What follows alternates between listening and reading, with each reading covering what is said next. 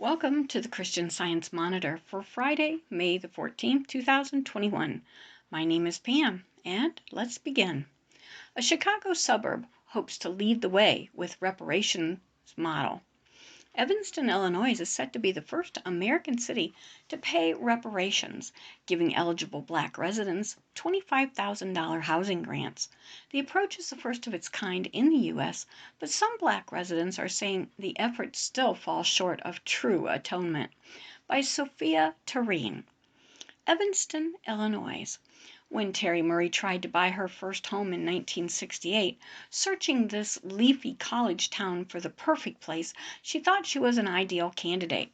Married, steadily employed, ample savings. But banks rejected her, giving dubious excuses that they had stopped offering loans or the application period had closed. At 76, Miss Murray now realizes those experiences were common for Black residents like her, who faced decades of racist housing practices designed to stymie homeownership or force them to live in certain areas. Whatever reason they gave us, I completely bought it, said Ms. Murray, who eventually purchased the Evanston property where she lives. I was discriminated against, and I didn't know it.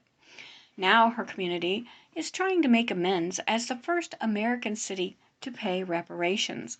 Acknowledging past racist policies, Evanston is giving eligible Black residents $25,000 housing grants for down payments, repairs, or existing mortgages this year.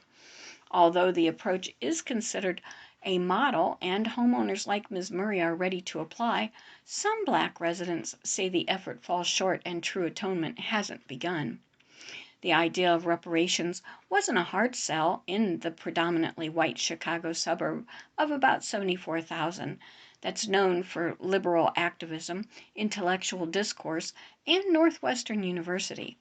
Alderwoman Robin Rue Simmons, a fourth-generation Black resident, spearheaded the effort after studying racial disparity data, which shows the average income of Black families in Evanston is $46,000 less than white families. We had to create ordinances and laws that said we are committed to inclusion in a tangible way, not just in a sign, not just in a resolution, but with our budget, said Ms. Simmons, who represents the predominantly Black Fifth Ward. The program will provide 16 grants the first year, with money from a $10 million reparations fund created in 2019 with legal marijuana taxes. To qualify, Black applicants must have lived in Evanston between 1919 and 1969, or be a direct descendant of someone who did. They must show proof like a deed and reside in Evanston currently. Aldermen will then decide how the rest of the funds will be spent. The hope is to boost Black homeownership, increase property values, and draw residents back. Evanston's Black population dropped to under 17% in 2017, from more than 22% in 2000. Last summer's reckoning over racial injustice revived interest in reparations in communities across the country, including the state of California and cities like Chicago, Amherst, Massachusetts, Asheville, North Carolina, and Iowa City, Iowa. Federal legislation for a commission has also gained traction. The Reverend Michael Neighbors, a local NAACP chapter president who leads Evanston's Second Baptist Church, says this is the most exciting time in his 61 years. It is Evanston today, and in my opinion, it is going to be the United States tomorrow, he said. We are leading the way. But not everyone agrees. Alderwoman Cicely Fleming, the sole vote against the grants, said she supports reparation, but Evanston's efforts isn't that. Instead of giving money to banks, direct cash payments would give Black people power in deciding how they need repair, she said. The bank continues to be the largest beneficiary and perpetrator of housing discrimination, says Ms. Fleming, who's Black. It really lays under the guise of a narrative that poor and or African American people who don't know how to manage their money. Therefore, when the government gives them money, there are lots of parameters on how they can use it. Experts also questioned calling it reparations. Duke University economist William Darity said the label is overused and often has little to do with making restitution for Black American descendants of slavery. While Evanston's program was a positive step, he co-wrote in a Washington Post opinion piece calling it reparations does more harm than good. Bennett Johnson, 92, won't apply. It's just a housing program, he said. It won't work. The Evanston resident, who worked as a book publisher, political organizer, and activist, pitched his own plan, which includes a venture capital group and a truth and reconciliation program like in post apartheid South Africa. Still, those involved say Evanston has been introspective. It's a lot of work to be prepared for pulling back old wounds, telling truth, gaining the trust, said local historian Morris Dino Robinson Jr., who co-authored a city-commissioned study on housing practices. Evanston's first Black residents came during the Great Migration, many finding plentiful domestic and service jobs. By 1940, the Black population was over 6,000, Illinois' largest outside Chicago, according to the study commissioned by the city. Most were concentrated in a triangular area, which is today's Fifth Ward. Some racist practices were informal. Real estate agents would steer Black families to certain areas, and banks often denied loans, making predatory financing pervasive. Other practices were law. A 1921 zoning ordinance converted areas where Black families lived to industrial zones, forcing them out.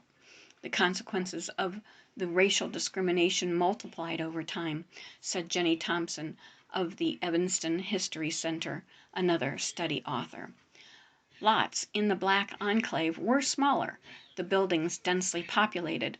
Later, Evanston deemed many Black-owned homes substandard, and they were cleared for new development, including a football field in 1941.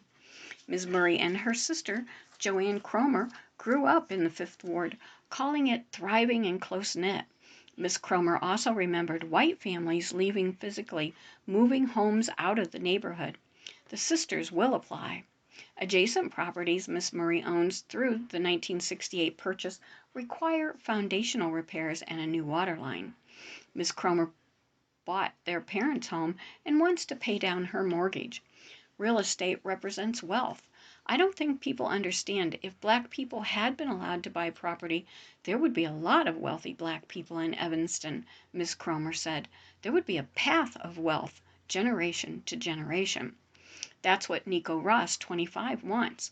He'll seek a grant either for his down payment or for his mother to repair her 6-bedroom house. Buying a home in a community where his great-grandparents lived, Evanston's median home value is roughly $400,000, would help his future family too. This home can always be used as a resource to any one of our family members, he said. If my kids want to live here, they will always have a home here. And now our next article. Limits on voting are bad for the GOP too, says some Republicans, by Christina Cassidy and Ryan Foley of the Associated Press. As Republicans march ahead with their campaigns to tighten voting laws in political backgrounds, some in their party are worried the restrictions will backfire by making it harder for GOP voters to cast ballots.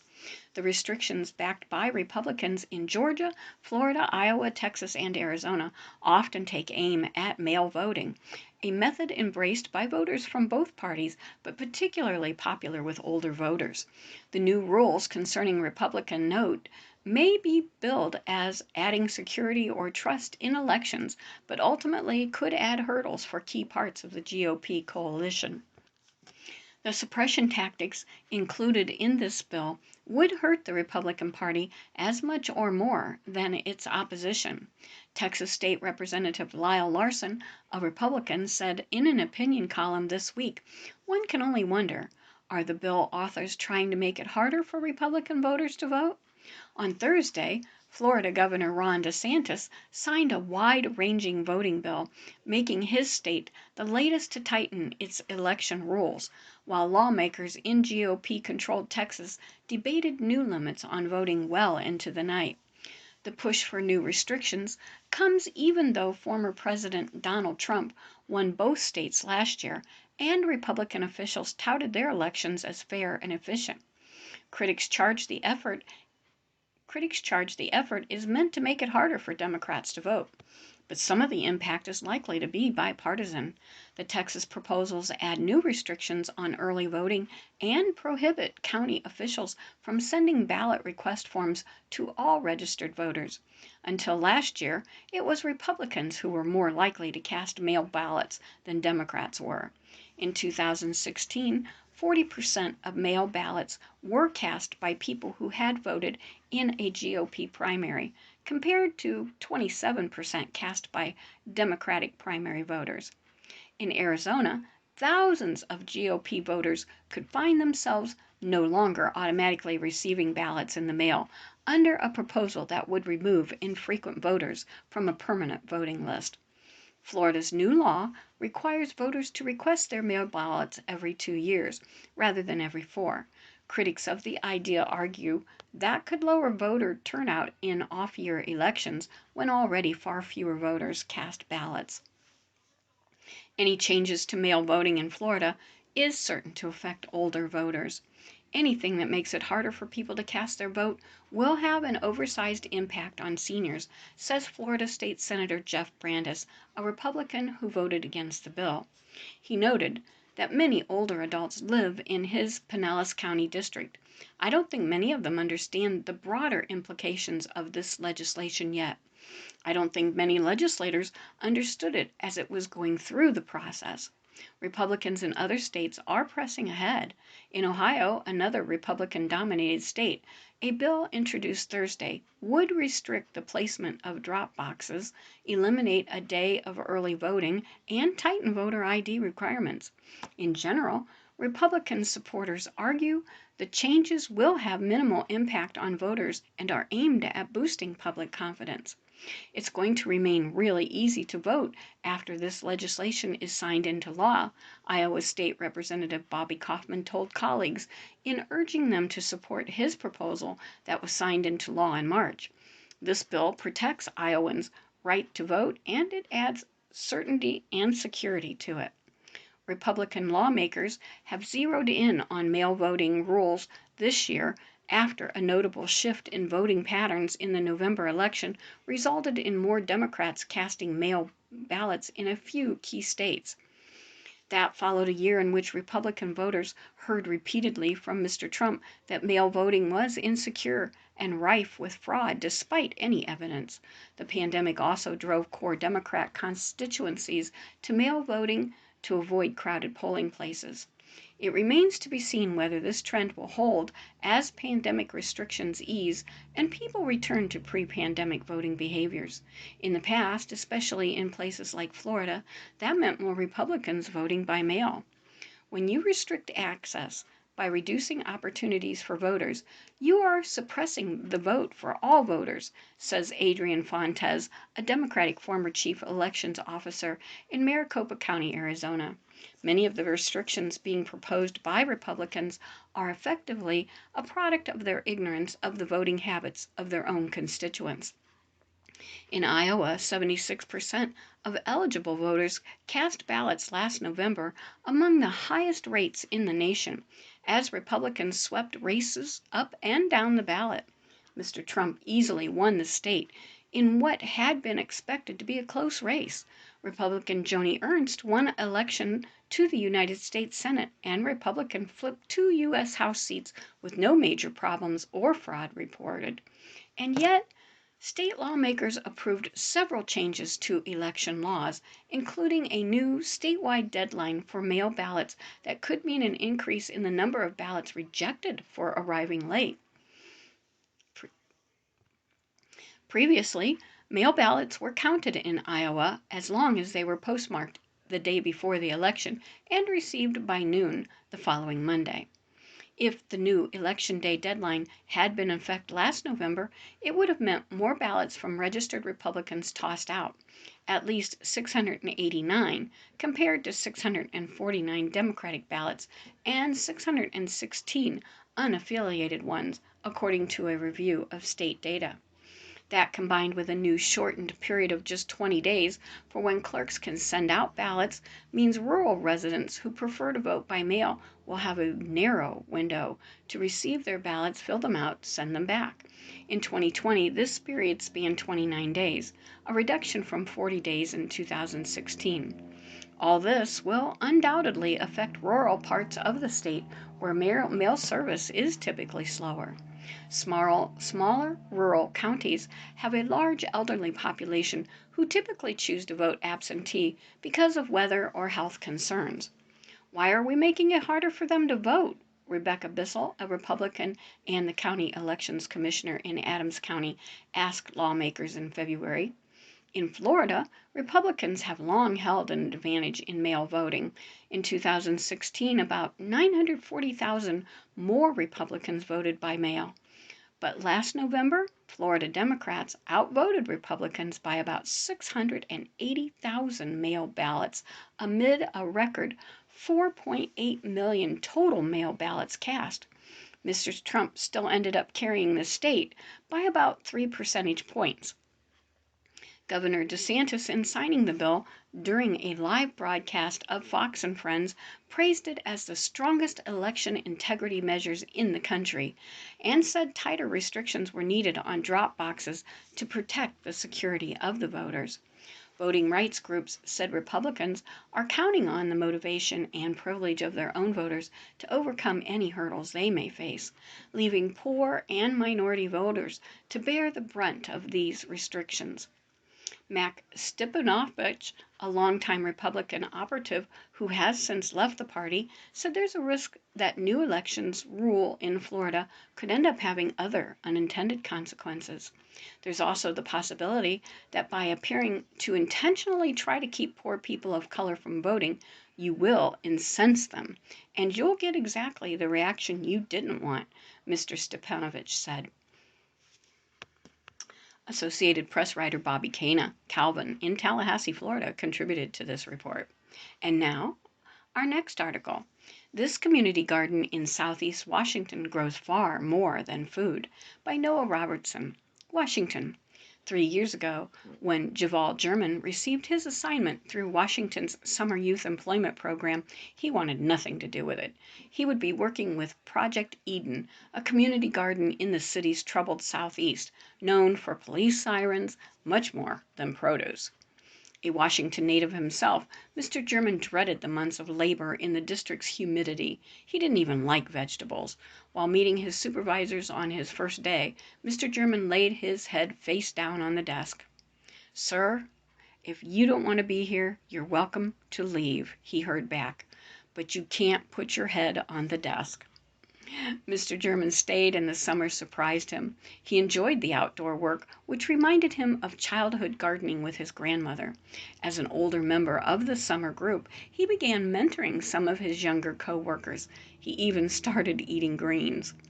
At the program's end, Mr. German asked to continue with Project Eden for another summer. After returning, he learned that a former summer employee at the garden had died in a shooting. Mr. German, who was still living with one foot in the streets at the time, saw in that tragic death a version of himself if he didn't change. "Right then and there, I was like, I've got to leave the streets alone," he said. Mr. German is one of hundreds of young people who have worked with Project Eden and been an embodiment of its mission to be a source of opportunity and healing in a community so often defined by limits and loss. Almost 10 years ago, Cheryl Gaines, a local pastor, started the garden as a response to the South Capitol Street massacre, one of Washington's worst mass shootings in decades. Her idea then, as now, was that no community chooses violence when it has another option. Since then, Ms. Gaines, her son, Kwesi Billups, and hundreds of local employees and volunteers have sought to offer such an option. While simultaneously addressing challenges of health, food insecurity, and unemployment, Project Eden is, at its roots, an alternative. The work is rarely convenient and resources are often low, but the garden's legacy is that seeds can grow on what may seem like rocky soil, if only there's a sower. This garden gives back to you what you give to it, says Mr. Billups, helping a community resist despair. In 2012, Ms. Gaines was Project Eden's sower, though an unlikely one at that.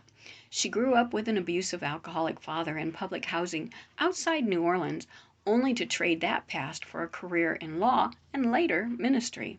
While at seminary in Rochester, New York, she had a persistent vision that God was calling her to live in Southeast Washington, begin a church, and plant a community garden. In 2010, after having lived in the Washington area for years, she felt the time had come. Leaving 4 dead and 6 more injured, the South Capitol Street massacre rattled Southeast and brought the community together to mourn. At a vigil, Miss Gaines met the owner of an apartment building just blocks away from the shooting. In that conversation, she eventually shared her vision. Before long, the owner told her she could use her building's backyard. On that land, 2 years later, Project Eden, Eden stands for Everyone Deserves to Eat Naturally, began as a 10 by 20-foot patch of dirt with only rows of tilled soil. The next year, Ms. Gaines and her team turned that plot into a 28 by 48 greenhouse, complete with aquaponics, and have since expanded to another location at nearby Faith Presbyterian Church. A community garden may seem like a boutique project in some areas, but not in Southeast, says Carolyn Brewer, Director of Marketing and Communications at the Audubon Naturalist Society, which recently named Mr. Billups its yearly Taking Nature Black Youth Environmental Champion.